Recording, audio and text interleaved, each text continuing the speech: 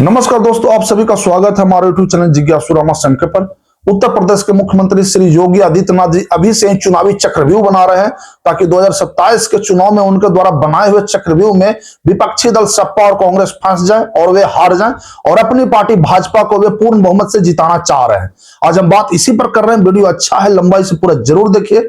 आपसे अनुरोध है मेरे चैनल को सब्सक्राइब जरूर करिए ताकि छूटने वीडियो पर लाइक कमेंट शेयर जरूर करिएगा।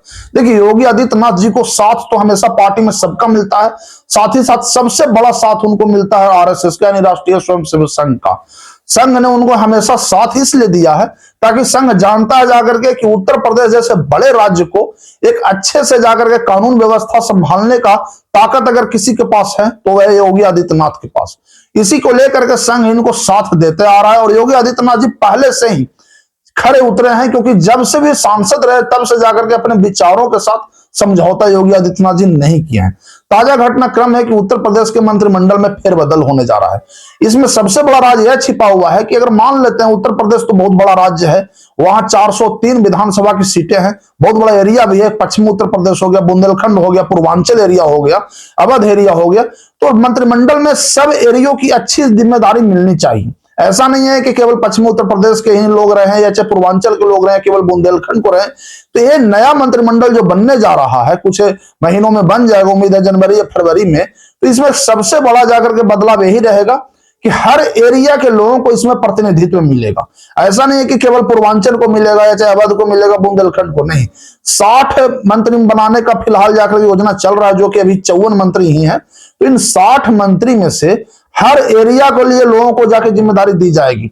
कुछ रहेंगे पूर्वांचल से, तो कुछ अवध से, तो कुछ पश्चिमी यूपी से, ताकि एक चुनावी संतुलन बनाया जा सके। क्योंकि उनको अच्छे से पता है योगी जी को कि 2027 को जो चुनाव लड़ा जाएगा, विपक्ष तो प्रोपेगेंडा पूरा फैलाएगा कि भाजपा के किसी तरह से हार हो जाए, मगर हमें भी वो तैयारी उससे पहले ही कर लेना है ताकि विपक्ष का बनाए वो प्रोपेगेंडा हम उससे पहले ध्वस्त कर दे। तो एक सबसे पहले होता है पार्टी में एक अच्छा संतुलन बनाए रखना। बिल्कुल जैसे जहाज में कैसे पानी के जहाज में संतुलन बनाया जाता है ताकि वो समुद्र के भंवर में ना डूबे, उसी तरह से पार्टी में संतुलन इसलिए बनाया जा रहा है ताकि हर एरिया यानी हर जगह के लोग हमारे मंत्री बने रहें। ऐसा लोग आरोप नहीं लगा दें कि योगी आदित्यनाथ जी पूर्वांचल से आते हैं तो केवल पूर्वांचल के ही मंत्रियों का बोलबाला है, पश्चिमी यूपी का कोई बोलबाला नहीं है, अवध का कोई बोलबाला नहीं है, बुंदेलखंड का कोई बोलबाला नहीं है। तो नहीं, ये जो जाकर के नया मंत्रिमंडल गठित हो रहा है, इसमें इस बात का पूरा ध्यान रखा जाएगा कि ताकि किसी को कोई नाराजगी नहीं हो। संघ के कुछ लोग भी इसमें शायद मंत्री बनेंगे ताकि वे अपना जो है एरिया का जो रोड मैप लाए हैं, उनको अच्छे से पता है कि कहां हमारी जाकर के पार्टी मजबूत है, कहां कुछ पार्टी कमजोर हुई है, तो उसके बारे में जाकर के मुख्यमंत्री जी को अपडेट करें। तो इसके लेकर के लग रहा है कि संघ के भी कुछ लोग यहाँ मंत्री बनेंगे और कुछ मंत्रियों को बाहर नहीं किया जा रहा, बिल्कुल उन्हें एक नई जिम्मेदारी दिया जा रहा है ताकि अब वे मंत्री पद छोड़ करके संगठन के लिए काम करें, यानी भाजपा के लिए चाहे आरएसएस के लिए। तो यहाँ जो मंत्रिमंडल का भी एक नया जगह का स्ट्रक्चर बनाया जा रहा है, ये 2027 के चुनाव को देखते ही बनाया जा रहा है।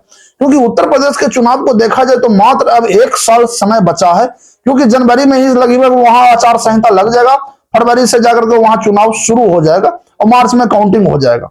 तो यहां अगर देखें तो मात्र 1 साल है, इसलिए उससे पहले से ही तैयारी भाजपा कर रही है। और इसे एक चक्रव्यूह के तौर पर ही देखिए कि अपने पार्टी को जितना मजबूत बनाया जाए और पार्टी में अगर जहां अगर खामियां नजर आ रहा है उसे दूर कर ले, तो एक चक्रव्यूह का ही काम करेगा। विपक्ष इसमें फिर फंसेगा और 27 में जाकर के फिर से विपक्ष को शायद हार देखना पड़े, क्योंकि योगी आदित्यनाथ जी अब हर दिन 2027 के चुनाव के लिए तैयारी कर रहे हैं।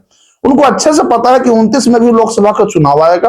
पार्टी को अगर मजबूत रखेंगे तभी पार्टी 2027 का चुनाव जीतेगी, और जब जीतेगी तो 2029 का चुनाव भी जितना आसान हो जाएगा। यहां ये चुनाव केवल 27 का नहीं है, 27 के बाद सीधे 2029 के लोकसभा चुनाव की भी तैयारी है। तो पार्टी में एकता रहना बहुत जरूरी है और इसी को देखते हुए मंत्रिमंडल का गठन किया जा रहा है। हर जाति के लोगों का भी एक अच्छा खासा प्रतिनिधित्व दिया जाएगा इसमें।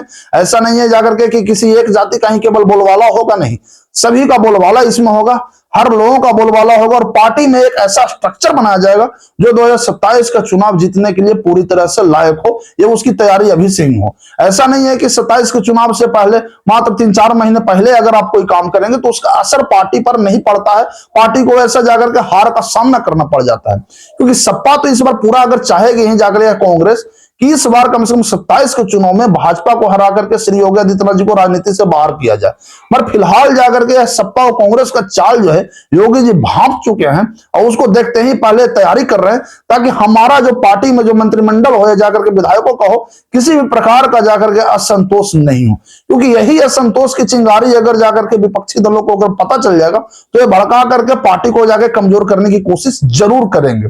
तो जो 27 का चुनाव है उससे पहले ये तैयारी किया जा रहा है ताकि मंत्रिमंडल में हमारी एकता बनी रहे और हर लोगों को प्रतिनिधित्व मिले। ऐसा नहीं किसी एक को प्रतिनिधित्व मिले, किसी एक एरिया को प्रतिनिधित्व मिले या किसी एक जाति को प्रतिनिधित्व मिले। तो इसी को देखते हुए मंत्रिमंडल गठन किया जा रहा है और इसमें पूरा का पूरा संघ और भाजपा के सभी नेताओं का साथ योगी जी को मिल रहा है। ऐसा नहीं है कि किसी एक ने साथ दे रहा, नहीं, संघ का तो पूरा साथ है, खास करके भाजपा का भी केंद्रीय टीम जितने भी दिल्ली में पूरा तरह से योगी जी के साथ है। और ऐसा लग रहा है कि 27 के चुनाव के देखते हुए तैयारी की जा रही है और यही एक चुनावी चक्रव्यूह है जिसमें शायद विपक्ष अगर पूरी तरह से फांस जाए तो भाजपा का बेड़ा 2027 में भी पूरी तरह से पार होगा और योगी जी फिर से जाकर के हैट्रिक बना देंगे। 3 बार लगातार उत्तर प्रदेश का चुनाव जीत करके एक और अच्छा सा रिकॉर्ड बना देंगे। ऐसे भी तो वे रिकॉर्ड बना ही चुके हैं उत्तर प्रदेश के सबसे लंबे समय तक मुख्यमंत्री बने रहने का। पर जब तीसरा टर्म का अगर रिकॉर्ड टूटेगा तो एक समझिए उत्तर प्रदेश जैसे सबसे बड़े राज्य का 3 बार मुख्यमंत्री बने रहने का रिकॉर्ड समझिए तो एक ऐसा हो जाएगा जिसे तोड़ना लगभग नामुमकिन हो जाए किसी दूसरे के लिए। खैर योगी जी का ये चुनाव इसलिए भी समझिए तो थोड़ा लग रहा है महत्वपूर्ण क्योंकि इसके बाद 29 का जो चुनाव होगा तो उसमें उनको पीएम मटेरियल भी घोषित किया जा सकता है। आपका क्या कहना है कमेंट में मुझे जरूर बताएं। वीडियो अच्छा लगा तो लाइक कमेंट शेयर जरूर करें। चैनल को सब्सक्राइब करना ना भूलें। धन्यवाद।